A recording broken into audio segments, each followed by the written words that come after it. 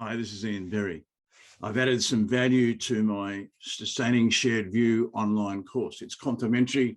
I'll put the link to the course at the bottom of this video. There's still folk who live in this either or world, binary, polarity, whatever way you want to look at it. It's still a disturbing force in the world.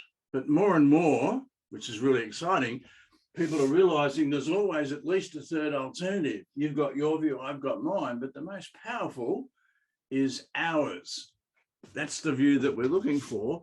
Whatever situation, whatever challenge you might face, there's not just two ways of looking at it, there's always at least three. Now, at the macro level, we need a shared view around reality, possibility, purpose, strategy, execution, progress, and culture.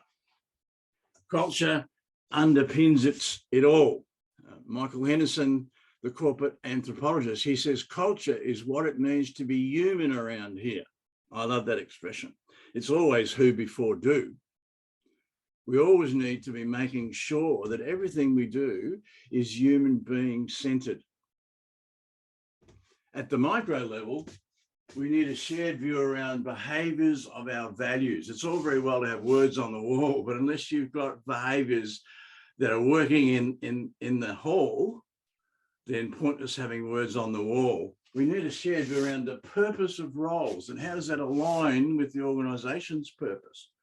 Critical in the role clarity statement, by the way, if you haven't yet got rid of job descriptions, then I suggest that you need to, because particularly the ones that just talk about tasks and not relationships.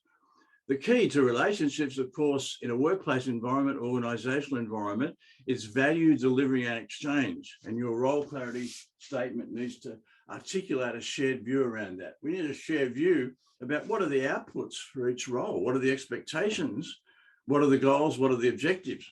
We need a shared view around how people are inspired to feel valued, because that drives everything else. And those four, I think, are non-negotiables. We need a shared view around, well, what other non-negotiables, are there? And I think there are four that are particularly relevant as I record this in June 2022.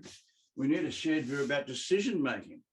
I'm staggered at the amount of organisations at the macro level that don't have a decision-making process. How can you possibly make a wise decision unless you've got a process? Of course, the other vital factor is when you've got a process, people can see how you arrived at a decision. Therefore, they're more likely to buy in and be engaged in executing the decision. Employee value promises are even more important than ever. We're still in this great resignation. People are still leaving their bosses. And so having a well-articulated employee value promise on a page is a great way to attract and then retain the best people for you. We need a shared view around hybrid arrangements. It's here to stay. And so there needs to be a shared view around, well, what does it actually mean? What does it look like in reality?